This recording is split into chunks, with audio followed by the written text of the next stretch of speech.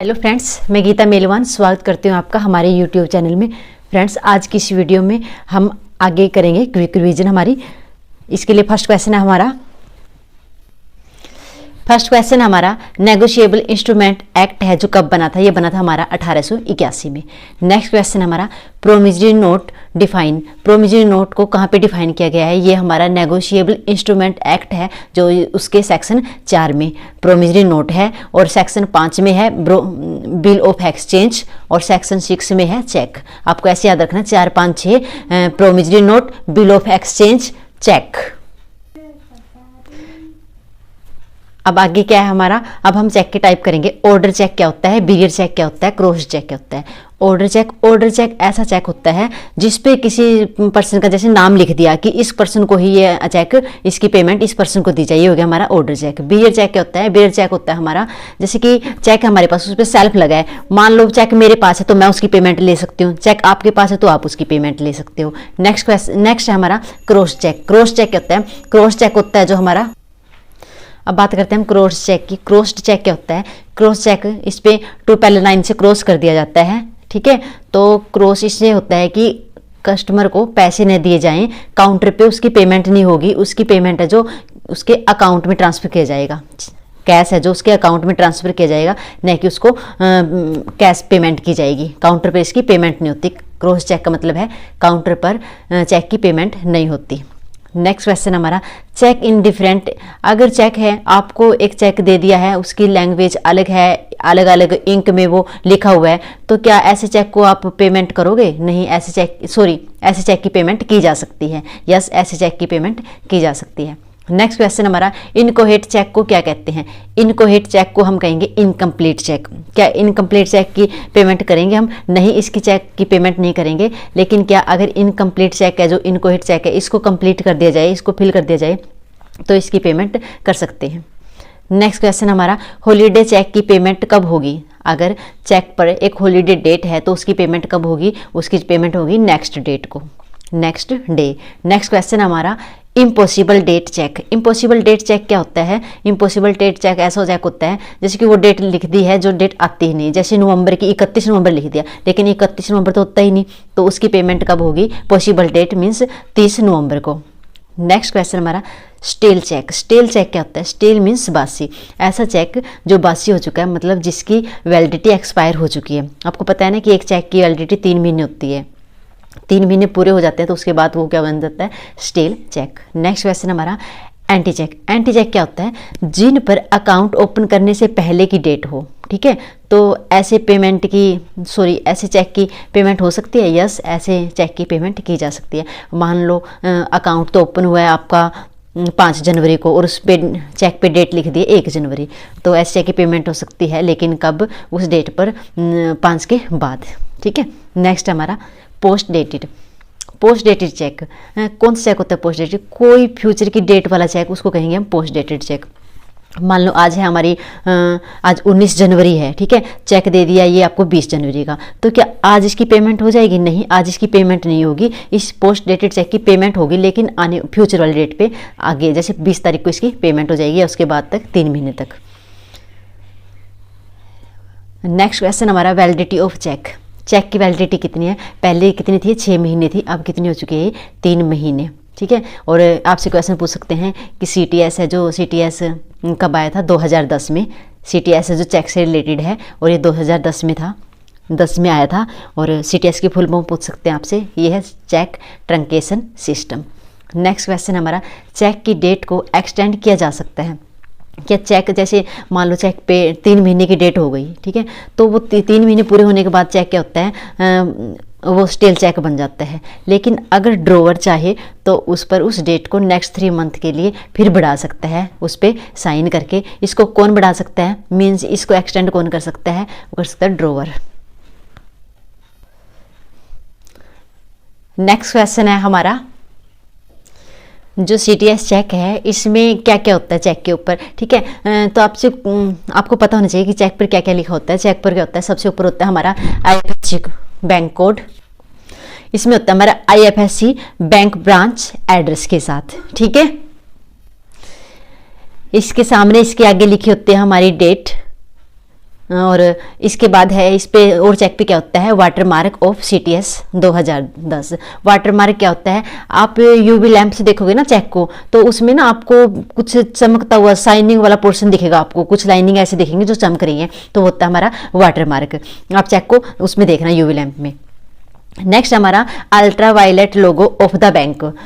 तो ये कहाँ पे होता है अल्ट्रा वायलेट लोगो, मतलब पीएनबी का चेक है तो पीएनबी का लोगो दिखेगा आपको चेक पे, कब, अगर आप यूवी लैंप से देखोगे उसको, जहाँ पे IFSC कोड लिखा होता है ना वहाँ पे, ठीक वहाँ पे 3 लोगो दिखते हैं इसके पीएनबी के। नेक्स्ट है हमारा फोटोग्राफ विद VOID कॉपी, जहाँ पे अकाउंट नंबर लिखा होता है ना, ठीक उसके नीचे होता है ये। नेक्स्ट क्वेश्चन हमारा ड्रोवर, ड्रॉई एंड पे।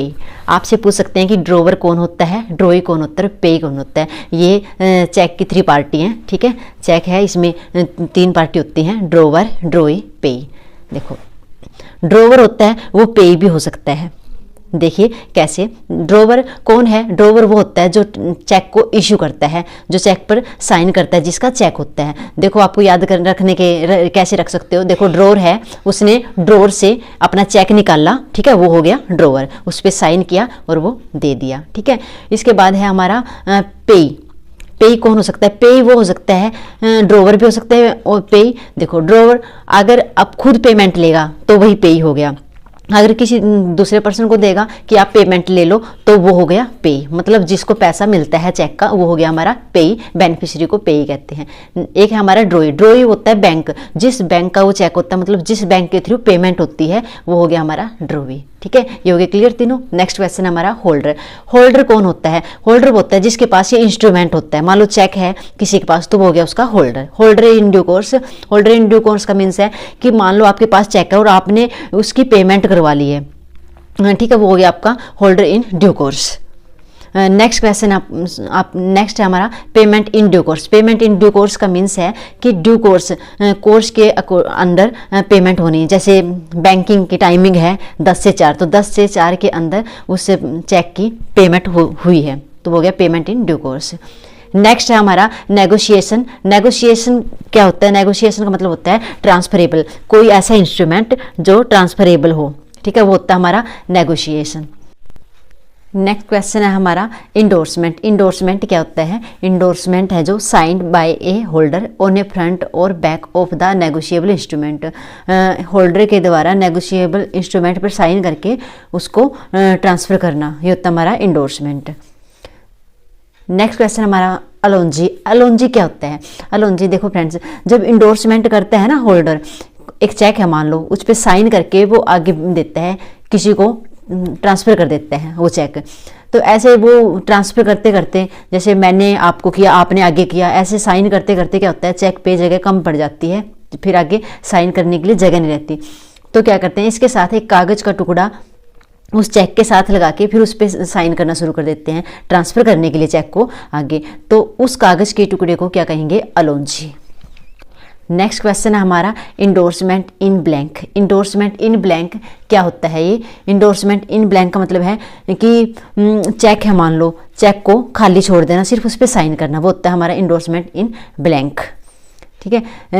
नेक्स्ट हमारा इंडोर्समेंट इन फुल, उस पे इंस्ट्रूमेंट है जो उस पे पूरे को फिल करना, जैसे चेक हो गया हमारा, ठीक है, उसको हम इंडोर्स कर रहे हैं, मान लो आगे किसी को ट्रांसफ़र कर रहे हैं, तो क्या करते हैं उस पे साइन करने के साथ साथ उस पे अमाउंट भी फिल कर देंगे, डेट डाल देंगे, ठीक है, तो मतलब उसको फुली, इसको बोलेंगे हम फुली इंडोर्समेंट। नेक्स्ट हमारा रिस्ट्रिक्टिव इंडोर्समेंट। रिस्ट्रिक्टिव इंडोर्समेंट का मतलब है कि आपने मैंने जैसे आपको दे दिया, तो ये हो गया कि सिर्फ आपको ही पेमेंट मिले उसकी, आप आगे उसको ट्रांसफ़र नहीं कर सकते, ठीक है, ये होता है हमारा रिस्ट्रिक्टिव इंडोर्समेंट। नेक्स्ट हमारा पार्शियल इंडोर्समेंट। इसमें क्या है, सर्टेन अमाउंट का ही इसमें होता है कि कुछ सर्टेन अमाउंट है मान लो चेक पे कि इतनी अमाउंट का ही पे करना है, ये होता है हमारा पार्शियल इंडोर्समेंट। नेक्स्ट हमारा कंडीशनल इंडोर्समेंट। कंडीशनल इंडोर्समेंट में क्या होता है कि कंडीशन रख दी जाती है, मान लो मैंने आपको चेक दे दिया, ठीक है, 10,000 का चेक दे दिया कि आपको इसकी पेमेंट हो, लेकिन कंडीशन रख दिया कि आपको ये पेमेंट तभी मिले जब आपका मान लो आपका ये काम हो जाए, मान लो राम को इस चेक की पेमेंट तभी मिलनी चाहिए जब राम की शादी हो, ठीक है ना, ऐसी कंडीशन रख दी जाती है कोई भी। नेक्स्ट हमारा फैकुलेटिव इंडोर्समेंट। इसमें क्या होता है, द इंडोर्सर कैन इंक्रीज और डिक्रीज हिज ऑब्लिगेशन, वो अपने दायित्व को बढ़ा भी सकता है और घटा भी सकता है। किसमें? फैकुलेटिव इंडोर्समेंट में। सेंस रिकोर्स इंडोर्समेंट क्या होते हैं? इसमें जो ड्रोवर होता है ना, जो साइन करने वाला होता है, वो अपने आप को सारी जिम्मेदारियों से बाहर कर लेता है। वो जैसे कि उसने एक चेक दे दिया, ठीक है, कि इसकी पेमेंट राम को मिले, तो वो यहाँ पे ये होगा कि वो राम को पेमेंट मिले। अगर मान लो सेम पर्सन, सेम नेम का किसी दूसरे पर्सन के अकाउंट में चेक लग जाता है, तो इसमें उसकी कोई लाइबिलिटी नहीं होती, वो अपने आप को सारी लाइबिलिटी से मुक्त कर लेता है। नेक्स्ट क्वेश्चन है हमारा ग्रेस पीरियड। ग्रेस पीरियड क्या होता है? ये हमारा जो नेगोशिएबल इंस्ट्रूमेंट होते हैं ना, कौन कौन से होते हैं? ये होता है bill of exchange, sorry promissory note, bill of exchange और चेक। ये हमारे होते हैं अनकंडीशनल नेगोशिएबल इंस्ट्रूमेंट है, ठीक है। तो इनमें क्या होता है? प्रोमिसरी नोट और बिल ऑफ एक्सचेंज है जो दोनों, ठीक है, इनमें एक ग्रेस पीरियड दिया जाता है। कितने दिन का होता है ग्रेस पीरियड? ये होता है 3 दिन का। जैसे इनकी मैच्योरिटी पीरियड होता है प्रोमिसरी नोट का और बिल ऑफ एक्सचेंज का। जब ये मैच्योरिटी पीरियड आ जाता है, उसके बाद 3 दिन का और इनको ग्रेस पीरियड दिया जाता है। किसको? प्रोमिसरी नोट को और बिल ऑफ एक्सचेंज पर। इनकी पेमेंट के लिए 3 दिन का और टाइम दिया जाता है कि आप इनकी पेमेंट 3 दिन के बाद कर सकते हो। नेक्स्ट क्वेश्चन हमारा material alteration defined. Material alteration है जो ये कौन से सेक्शन में डिफाइन किया गया है? ये हमारा सेक्शन 87 में। मटेरियल अल्टरेशन का मतलब है कि चेक है, मान लो उस पर कोई छेड़खानी की है, जैसे कुछ अमाउंट लिखा हुआ था, जैसे 1000 लिखा था, उसका 10,000 बना दिया, ऐसे ही इसको बोलेंगे मटेरियल अल्टरेशन, ठीक है। अब ये मटेरियल अल्टरेशन में बैंकर को प्रोटेक्शन दी जाती है। कौन से सेक्शन में? सेक्शन 89 में। कब दी जाती है? मान लो कि एक चेक पे अल्टरेशन की हुई है, लेकिन बैंकर ने ध्यान से देखा है, ठीक है, लेकिन वो अल्टरेशन दिखाई नहीं दी, ठीक है। तो ऐसे में क्या होता है? उसको बैंकर को section 89 of negotiable instrument act के अकॉर्डिंग प्रोटेक्शन दी जाती है।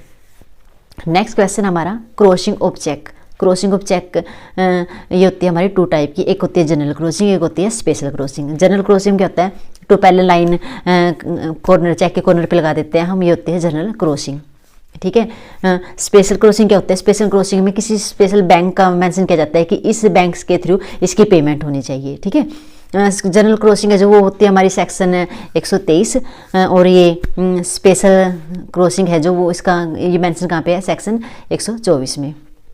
एक क्वेश्चन आपके पास आ सकता है कि क्या जनरल क्रॉसिंग को स्पेशल क्रॉसिंग में बदला जा सकता है?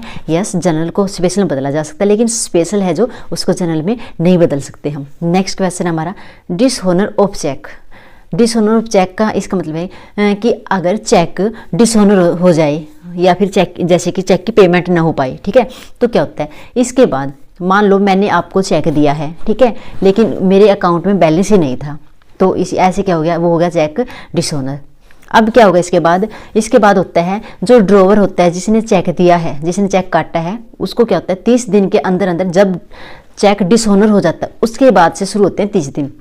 तो 30 दिन के अंदर अंदर क्या करना होता है? ड्रोवर को नोटिस देना होता है कि आपका चेक है जो डिसऑनर हो गया है, आपके अकाउंट में बैलेंस नहीं था या फिर आपके साइन मिसमैच थे, ठीक है। तो इसके बाद क्या होता है?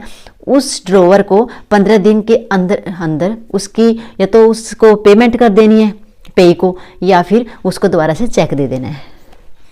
नेक्स्ट क्वेश्चन हमारा banking regulation act 1949। Banking regulation act कब बना था? ये बना था हमारा 1949 में। नेक्स्ट क्वेश्चन हमारा बैंकिंग मीन्स। बैंकिंग मीन्स क्या है? बैंकिंग का मतलब हो गया बैंक उससे डिपॉजिट, पब्लिक से डिपॉजिट लेना और लोन देना, पब्लिक को लोन देना, और जो डिपॉजिट लिया है पब्लिक से उसको डिमांड पर उसको पे करना, रीपे करना, ठीक है। ये होता है हमारा बैंकिंग। बैंकिंग का ये हमारा काम होता है। विच सेक्शन, किस सेक्शन में बैंकिंग को डिफाइन किया गया है? ये है हमारा 5B of banking regulation act 1949। Banking को 5B of banking regulation act 1949 में डिफाइन किया गया है, ठीक है। नेक्स्ट क्वेश्चन हमारा डिमांड लायबिलिटी और टाइम लायबिलिटी क्या होते हैं? डिमांड लायबिलिटी ऐसी होती है जैसे करंट अकाउंट हो गया, सेविंग अकाउंट हो गया, जो खुले खाते होते हैं, ठीक है। जैसे पब्लिक ने डिपॉजिट कर दिया है कस्टमर ने, और जब उनकी डिमांड होगी तो डिमांड पर वो हमें पे करना होगा, ये लायबिलिटी है जो उनको मतलब उनका पैसा डिपॉजिट हमारे पास करंट अकाउंट सेविंग अकाउंट में, जब भी उनका मन होगा 1 दिन बाद या 2 दिन बाद, महीने बाद, जब भी वो उनको ज़रूरत है तो वो पैसा अपना निकाल सकते हैं। ये होता है डिमांड लायबिलिटी। टाइम लायबिलिटी क्या होती है, जैसे एफडी होगी, टर्म डिपॉजिट हो गया, वो बैंक के पास कुछ टाइम के लिए, कुछ फिक्स टाइम के लिए डिपॉजिट होता है, 1 साल के लिए, इतने साल के लिए, ठीक है। वो जब वो मैच्योरिटी पीरियड आ जाता है उस टाइम के बाद ही पे करते हैं, इसको बोलेंगे हम टाइम लायबिलिटी। नेक्स्ट क्वेश्चन हमारा, इमूवेबल प्रॉपर्टी पर कौन सा चार्ज लगता है। ये होता है हमारा इमूवेबल प्रॉपर्टी पर लगेगा हमारा मॉर्टगेज चार्ज, और मूवेबल प्रॉपर्टी पर लगता है हमारा हाइपोथिकेशन। नेक्स्ट क्वेश्चन हमारा, बिजनेस और बैंकिंग। बैंकिंग का बिजनेस क्या है, accepting deposit, lending, accepting bills, buying, selling, foreign currency, locker, LC insurance, mortgage insurance, acting as a trustee agent. Bank का काम है पब्लिक से डिपॉजिट एक्सेप्ट करना और लोन के रूप में उधार देना, बिल को एक्सेप्ट करना, फॉरेन करेंसी को खरीदना और बेचना, ये लॉकर देना, लेटर ऑफ क्रेडिट इशू करना, इंश्योरेंस का काम करना, मॉर्टगेज करना, एक्ट और ट्रस्टी की तरह और एजेंट की तरह काम करना। ये होता है बैंक का business. Use of the word banking, ये है हमारा क्वेश्चन कि वर्ड बैंकिंग है ना, जो इसका यूज कौन कर सकता है, जो बैंक का काम कर रहा है, ठीक है, वही बैंकिंग का वर्ड, जो बैंकिंग वर्ड है वो यूज कर सकता है। ऐसी कंपनी जो बैंकिंग का बिजनेस करती हैं, बैंक की तरह काम करती हैं, वो अपने नाम के साथ बैंकिंग वर्ड यूज कर सकती हैं। नेक्स्ट क्वेश्चन हमारा, क्या बैंक क्या बैंक अपने शेयर के अगेंस्ट, नेक्स्ट क्वेश्चन हमारा, क्या बैंक लोन के अगेंस्ट रखी सिक्योरिटी को बेच सकता है। मान लो बैंक ने कोई सिक्योरिटी रख के कस्टमर को लोन दिया है, तो क्या वो सिक्योरिटी को बेच सकता है? नहीं, वो सिक्योरिटी को बेच नहीं सकता। लेकिन यहाँ पे कंडीशन है कि अगर कोई लोन की रिपेमेंट नहीं करता तो इस पर्पज से वो अपनी रिकवरी करने के लिए उस सिक्योरिटी को बेच सकता है।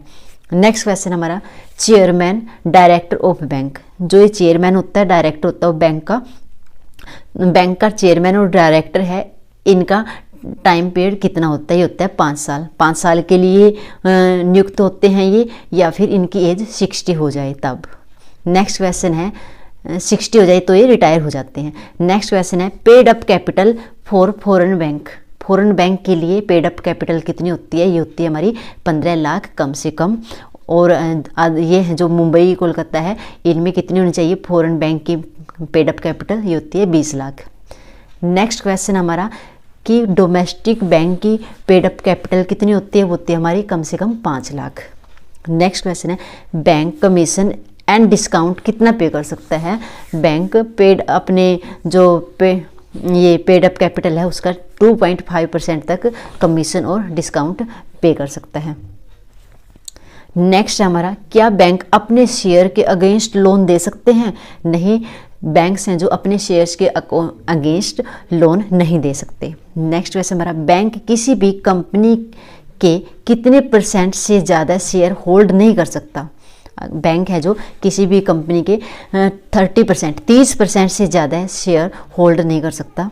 नेक्स्ट क्वेश्चन हमारा, डीप, जो DEF है, इसकी फुल फॉर्म क्या है? Depositor education and awareness fund. इसका ये कहाँ पे डिफाइन किया गया है? ये section 26A of banking regulation act में इसको डिफाइन किया गया है। डीप को कहाँ पे डिफाइन किया गया है? बैंकिंग रेगुलेशन एक्ट 1949 के सेक्शन 26 में, 26A में। ठीक है, तो क्या है ये डीप? देखो, unclaimed deposit of 10 years within 30 days from the end of every calendar year. देखो क्या करना है कि पब्लिक, जैसे कस्टमर ने बैंक के साथ अकाउंट खोल लिया, ठीक है, कई कस्टमर ऐसे होते हैं कि अकाउंट खोलने के बाद भूल ही जाते हैं कि हमारा अकाउंट भी खुला था। तो वो क्या होता है कि 10 साल हो जाते हैं ऐसे अकाउंट को कि उसको आगे कस्टमर ने कभी देखा ही नहीं है कि हमारा अकाउंट भी था और उसके अंदर कुछ डिपॉजिट होता है। तो ऐसे अनक्लेम्ड, जिसको क्लेम करने के लिए कोई कस्टमर अब 10 साल से नहीं आया बैंक में, तो ऐसे अनक्लेम्ड डिपॉजिट को क्या किया जाता है? डीप में भेज दिया जाता है। डीप अकाउंट है जो RBI के साथ होता है, इन पैसों को डीप अकाउंट में भेज दिया जाता है। ये किसके लिए होते हैं? एजुकेशन अवेयरनेस फंड, ठीक है, उसके लिए होता है ये, उसमें भेज दिया जाता है। तो कब भेजना होता है ये? जब कैलेंडर ईयर के ख़त्म हो जाता है तो उसके बाद 30 दिन के अंदर अंदर जो वो अनक्लेम्ड डिपॉजिट है ना, तो वो किस में भेज देते हैं हम, डीप में।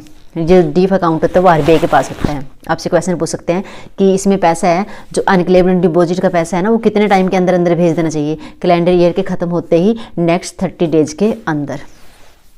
आपसे क्वेश्चन कुछ ऐसे ही पूछ सकते हैं कि ये डीप है ना, जो इस अकाउंट में कौन सा पैसा भेजा जाता है, unclaimed deposit of last 10 years. Next question हमारा, balance sheet and audit report कितने मंथ तक आरबीआई को देनी है। बैलेंस शीट बनती है ना, जो ऑडिट रिपोर्ट बनती है, वो हमें ये जिस टाइम हमारी ऑडिट रिपोर्ट और बैलेंस शीट खत्म होती है ना, उसके बाद नेक्स्ट 3 मंथ के अंदर अंदर वो आरबीआई के पास सबमिट करनी होती है। नेक्स्ट क्वेश्चन हमारा, नॉमिनेशन इन डिपॉजिट अकाउंट। डिपॉजिट अकाउंट में नॉमिनेशन किया जाता है, इस ये कहाँ पे मेंशन है, ये है सेक्शन 45ZA। और नॉमिनेशन शेप, सॉरी ये तो होता है हमारे नॉमिनेशन करना 45ZA में, और फिर उसकी पेमेंट करना। जैसे डिपॉजिट अकाउंट में नॉमिनेशन है, जब टाइम आता है उसको पेमेंट करने का, तो वो कौन से सेक्शन में डिफाइन है, वो 45ZB में डिफाइन है, ZB में। ऐसे ही सेफ कस्टडी अकाउंट में नॉमिनेशन, ये कहाँ पे डिफाइन है, सेक्शन 45 का ZC, सी के बाद आता है D, तो ZD में क्या है, इसकी पेमेंट करना नॉमिनी को, ठीक है, सेफ स्टडी वाला। नेक्स्ट हमारा नॉमिनेशन इन लोकर। लोकर में नॉमिनेशन करने कहाँ पे है मेंशन, सेक्शन 45 का ZE, ये के बाद आता है हमारा F। तो F में क्या है, लोकर की जो नॉमिनेशन है ना लोकर का, उसको पेमेंट करना, ये होता है हमारा ZF में। नेक्स्ट क्वेश्चन है हमारा KYC। KYC की फुल फॉर्म क्या है, ये लास्ट टाइम एग्जाम में आ भी चुके हैं। KYC की फुल फॉर्म हमारी know your customer. Next question आपका कि कस्टमर को कहाँ पे डिफाइन किया गया है, कस्टमर को KYC पॉलिसी ऑफ आरबीआई में डिफाइन किया गया है। कस्टमर कौन होता है, जिसका अकाउंट बैंक के साथ होता है या फिर उसका कोई ना कोई बैंक के साथ रिलेशन होता है, ठीक है ना, किसी भी टाइप का, तो वो होता है बैंक का कस्टमर। नेक्स्ट क्वेश्चन हमारा, relations of customer and bank. Bank का और कस्टमर का क्या रिलेशन होता है, ये देखो। पहले सबसे पहले क्या होता है, देखो बैंक के पास कस्टमर क्या आता है, डिपॉजिट अकाउंट खुलवाने आता है, ठीक है, सेविंग अकाउंट है। तो क्या करता है, सेविंग अकाउंट ओपन करवा के कस्टमर अपना पैसा बैंक के पास रखता है। तो बैंक के पास रख दिया, तो बैंक के पास आज पैसा आया ना, तो उसने फ्यूचर में देना होगा, वो देनदार होगा ना, तो यहाँ पे क्या हो जाएगा इनका रिलेशन, बैंक होगा डेब्टर, सेविंग अकाउंट है अगर, बैंक डेब्टर हो गया डेब्टर, और कस्टमर क्या हो गया, क्रेडिटर, ठीक है। इसके अपोजिट अगर कस्टमर बैंक से लोन लेता है, तो वो ले रहा है ना कस्टमर, फ्यूचर में उसने वापस देना है, जो देने वाला होता है वो होता है डेब्टर, ठीक है। तो क्या होगा, लोन के केस में बैंक होगा क्रेडिटर और कस्टमर होगा डेब्टर, ठीक है। ऐसे ही हमारा ये है कि बेनिफिशियरी और ट्रस्टी का रिलेशन कब होता है, जब बैंक से ड्राफ्ट जब बैंक से ड्राफ्ट बनवाता है, तब क्या होता है, बैंक होता है ट्रस्टी, ठीक है, और कस्टमर होता है बेनिफिशियरी। नेक्स्ट हमारा एजेंट और प्रिंसिपल। जैसे स्टैंडिंग इंस्ट्रक्शन देता है कस्टमर, बैंक को स्टैंडिंग इंस्ट्रक्शन देता है, जैसे कि मेरा चेक कलेक्ट करना है, ठीक है, ये यहाँ से इस टाइम किस्त कटनी है, तो इस टाइप के ये सारे स्टैंडिंग इंस्ट्रक्शन हो गए। इसमें क्या होता है, जो इंस्ट्रक्शन दे रहा है वो होता है प्रिंसिपल, जो उस इंस्ट्रक्शन को फॉलो कर रहा है, मतलब जो कस्टमर के बिहाफ से काम कर रहा है वो होता है एजेंट, ठीक है। तो ऐसे केस में कस्टमर होगा प्रिंसिपल और बैंक होगा एजेंट। नेक्स्ट क्वेश्चन हमारा, लेसर और लेसी। देखो सभी में आपको एक ध्यान रखना है, कस्टमर आर पीछे, ठीक है, तो उसका मतलब है जिसके पीछे ओ आर ऐसी आवाज़ आ रही है, तो वो होगा हमारा कस्टमर के रिगार्डिंग, ठीक है। अभी सिर्फ एक लोकर है, लोकर के केस में क्या होता है, अपोजिट होता है, ठीक है। लोकर में कस्टमर होगा लेजी, मतलब ओ आर नहीं लगेगा उसके साथ, ओ आर बैंक के साथ लग रहा है, ठीक है। कस्टमर होगा लेजी और बैंक होगा लेसर, सिर्फ लोकर के केस में। और सभी में क्या है, ओ आर कस्टमर के साथ लगेगा, ठीक है। जैसे बिल वो हो गया, सेफ स्टडी हो गया, ठीक है। सेफ स्टडी में क्या होता है, बैंक होता है बेली, कस्टमर होता है ओ आर बेलर, ठीक है। नेक्स्ट क्वेश्चन हमारा, end of bank customer relationship. Bank और कस्टमर की रिलेशनशिप कब ख़त्म हो जाती है? देखिए, सबसे पहले तो जब कस्टमर अपने आप ही अपना अकाउंट आके बैंक से बंद करवा ले, तब भी कस्टमर और बैंक का रिलेशन ख़त्म हो जाता है। सेकंड क्या है कि अगर उस क्लाइंट की, उस कस्टमर की डेथ हो जाए, तब भी कस्टमर और बैंक का रिलेशन ख़त्म हो जाता है। ठीक है, या फिर कस्टमर बैंकरप्ट हो जाए, या फिर इंसेन हो जाए, दिवालिया हो जाए। ठीक है, उसके पास अपने ड्यूज़ को पेमेंट करने की एबिलिटी न रहे, तो इन केस में भी बैंक और कस्टमर की रिलेशनशिप ख़त्म हो जाती है। या फिर टेम्परेरीली ख़त्म हो जाती है बैंकर की और कस्टमर की रिलेशनशिप कब? जब गार्निशी ऑर्डर या फिर अटैचमेंट ऑर्डर इशू होता है। नेक्स्ट क्वेश्चन हमारा, ड्यूटी ऑफ बैंक, बैंक की ड्यूटी क्या क्या है कस्टमर के लिए? ठीक है, सबसे पहले है होनरिंग ऑफ चेक। अगर कस्टमर कोई चेक देता है बैंक को कि इसकी पेमेंट करनी है, अगर उसमें सफिशेंट बैलेंस है, उसके साइन मैच करते हैं, मतलब सारी कंडीशन फुलफिल हो रही हैं, तो क्या करना है? बैंक को पेमेंट करनी है उस चेक की। होनरिंग ऑफ चेक हो गया है। ठीक है, नेक्स्ट है कोलेक्ट चेक। कस्टमर के इंस्ट्रक्शन से चेक का कोलेक्शन करना, उसकी कस्टमर के अकाउंट की सिक्रेसी मेंटेन करना। क्या ये अगर कस्टमर का अकाउंट क्लोज हो जाता है तो उसके बाद भी क्या बैंक कस्टमर के अकाउंट की सिक्रेसी मेंटेन करके रखेगा? यस, कस्टमर का अगर अकाउंट क्लोज भी हो गया बैंक के साथ, उसके बाद भी बैंक की ड्यूटी है कि वे उसके अकाउंट की सिक्रेसी मेंटेन करके रखे।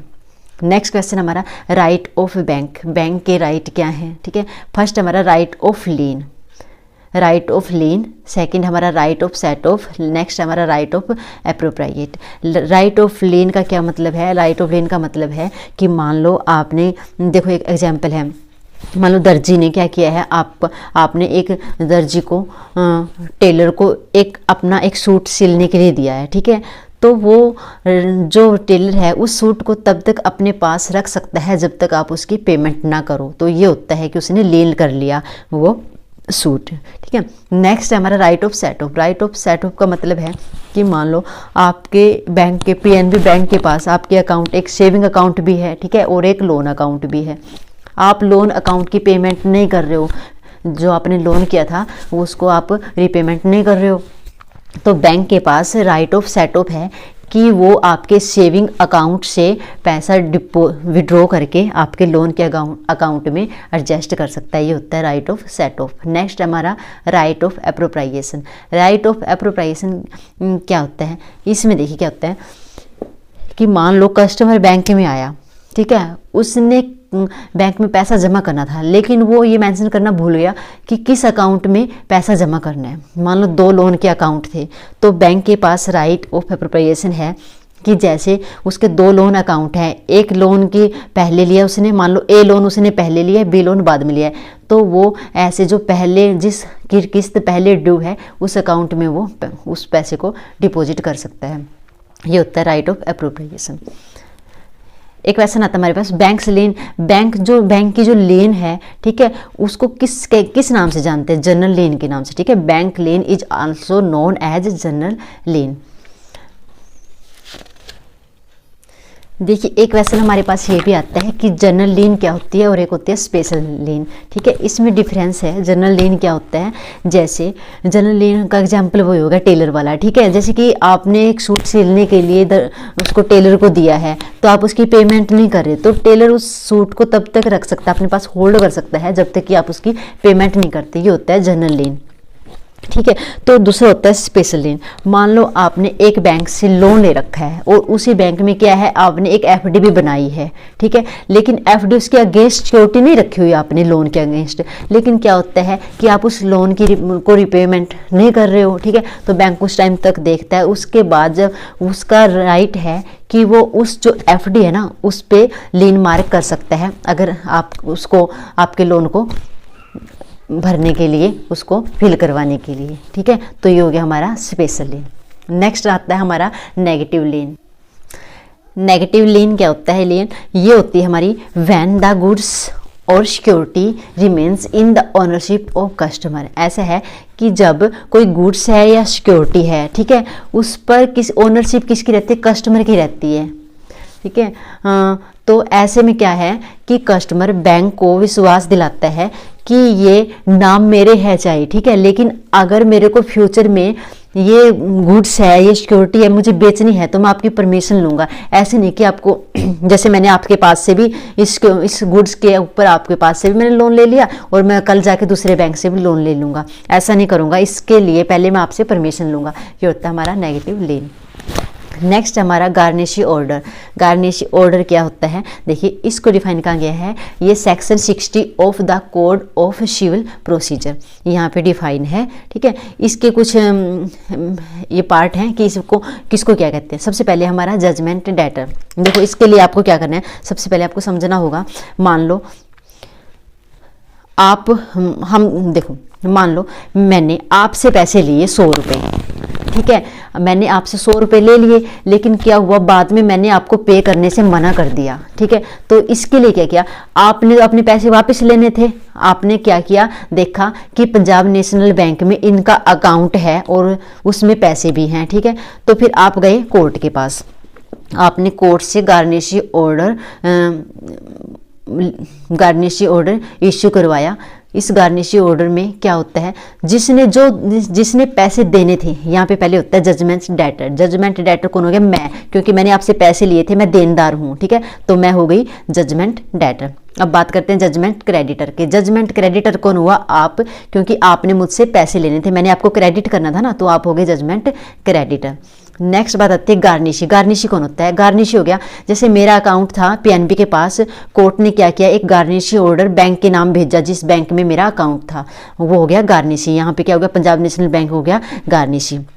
गार्निशी को क्या कहते हैं, जजमेंट डेटर्स, जजमेंट डेप्टर, ठीक है। जो जजमेंट डेप्टर, मान लो मैं हूँ जजमेंट डेप्टर, मैं ही हुई ना, क्योंकि मैंने आपको पैसे देने थे, मैं देनदार थी, तो मैं होगी जजमेंट डेप्टर्स। तो मेरा अकाउंट बैंक के पास है, मतलब मेरा पैसा बैंक के पास जमादार है, तो मेरा देनदार कौन हुआ, बैंक, तो बैंक को कहेंगे जजमेंट डेप्टर्स डेप्टर, ठीक है। ये क्लियर हो गया इतना। अब नेक्स्ट ऑर्डर निशी और ऑर्डर एब्सोल्यूट क्या होता है। कोर्ट ने एक गार्निशी ऑर्डर बनाया था, ठीक है, वो भेजा बैंक के पास, गार्निशी के पास, ठीक है, वो हो गया गार्निशी। उसके बाद इसकी 2 स्टेज होती है। फर्स्ट स्टेज में क्या कहते हैं, कोर्ट ने बैंक के पास, पीएनबी बैंक के पास भेजा गार्निशी ऑर्डर कि ये अकाउंट है आपके पास, इस कस्टमर का अकाउंट है, ठीक है, इस कस्टमर का अकाउंट है भी या नहीं, और है तो इसमें कितना पैसा है। ये होता है हमारा सिर्फ इंक्वायरी के लिए भेजा गया है, इसको बोलेंगे ऑर्डर निशी। सेकंड स्टेज में क्या होता है, ऑर्डर एब्सोल्यूट। इसमें होता है कि इस अकाउंट से, जैसे मैंने 100 रुपये लिए थे आपसे, ठीक, इसके अकाउंट से 100 रुपये डेबिट करके, इसके आप मान लो आपको देने थे, आपके उसके इस पर्सन के अकाउंट से 100 रुपये डेबिट करके उस पर्सन के अकाउंट में 100 रुपये क्रेडिट किए जाएं, ठीक है, कुछ ऐसा लिखा होता है, उसमें पूरी स्टेटमेंट लिखी होती है, तो उसको कहेंगे हम ऑर्डर एब्सोल्यूट। ये आपको क्लियर हो गया होगा, ठीक है। नेक्स्ट है हमारा पॉइंट, क्या ये गार्निशी ऑर्डर है जो, क्या जॉइंट अकाउंट में एप्लीकेबल है, नहीं, ये जॉइंट अकाउंट पर एप्लीकेबल नहीं है। मान लो joint account mode of operation jointly है ना, तो वहाँ पर ये एप्लीकेबल नहीं होता। अब नेक्स्ट बात करते हैं हम अटैचमेंट ऑर्डर की, ठीक है। अटैचमेंट ऑर्डर ये किसके लिए भी, गार्निशी ऑर्डर है जो पर्सनल ड्यूज के लिए होता है, ये किसी इंडिविजुअल के ड्यूज के लिए, किसी पर्सन के देनदारी थी ना, उसके लिए, ठीक है। उसके बाद बात करते हैं हम अटैचमेंट ऑर्डर। अटैचमेंट ऑर्डर होता है किसके ड्यूज के लिए होता है, गवर्नमेंट के ड्यूज के। मान लो अपने गवर्नमेंट को देना था, टैक्स देना था, टैक्स नहीं पे किया, तो इस टाइप के ड्यूज के लिए लगता है अटैचमेंट ऑर्डर। इसको कहाँ पे डिफाइन किया गया है, इसको डिफाइन किया गया है हमें 226 ऑफ इनकम टैक्स एक्ट। इसमें देखो गार्निशी ऑर्डर में देनदार को कहते थे जजमेंट डेप्टर, इसमें जजमेंट डेप्टर नहीं कहते, इसमें कहते हैं असेसी, ठीक है। उसके बाद है बैंक को गार्निशी ऑर्डर में कहते थे गार्निशी, और इसमें कहते हैं असेसिज डेप्टर, जो देनदार था उसका भी देनदार, ठीक है। नेक्स्ट है ये गार्निशी ऑर्डर था जो हमारा 2 स्टेज में था, ऑर्डर निशी और ऑर्डर एब्सोल्यूट। लेकिन जो अटैचमेंट ऑर्डर है ये सिर्फ एक स्टेज में होता है, वो क्या है, पेमेंट ऑर्डर। डायरेक्टली पेमेंट के लिए कहा जाता है इसमें अटैचमेंट ऑर्डर में। ये जॉइंट अकाउंट पर एप्लीकेबल होता है, प्रो डाटा बेस, मतलब जितना आपका जितने रेशो में आपका डिपॉजिट है उसी रेशो पे आपकी लाइबिलिटी भी बनेगी। फॉर गवर्नमेंट ड्यूज, ये किसके लिए होता है? गवर्नमेंट ड्यूज के लिए होता है। जॉइंट अकाउंट पर भी एप्लीकेबल होता है। देखो इसके बाद देखो एक डिफरेंस और है गार्निशी ऑर्डर और अटैचमेंट ऑर्डर में। गार्निशी ऑर्डर है जब आया है, मान लो आज 19 जनवरी को आया है, तो 19 जनवरी तक का भी जितना भी डिपॉजिट है उसी पे लगेगा ये गार्निश ऑर्डर। लेकिन अटैचमेंट ऑर्डर है, इसमें जितनी अमाउंट रिकवर करनी है, ठीक है, वो अगर आज 19 जनवरी को आया है, उसके बाद भी 20, 21, 22 जनवरी इनको भी अगर पैसा आता है तो उन पर भी एप्लीकेबल है अटैचमेंट ऑर्डर। ठीक है, तो ये थी हमारी क्विक रिवीजन। आप इसकी रिवीजन लें। Thank you.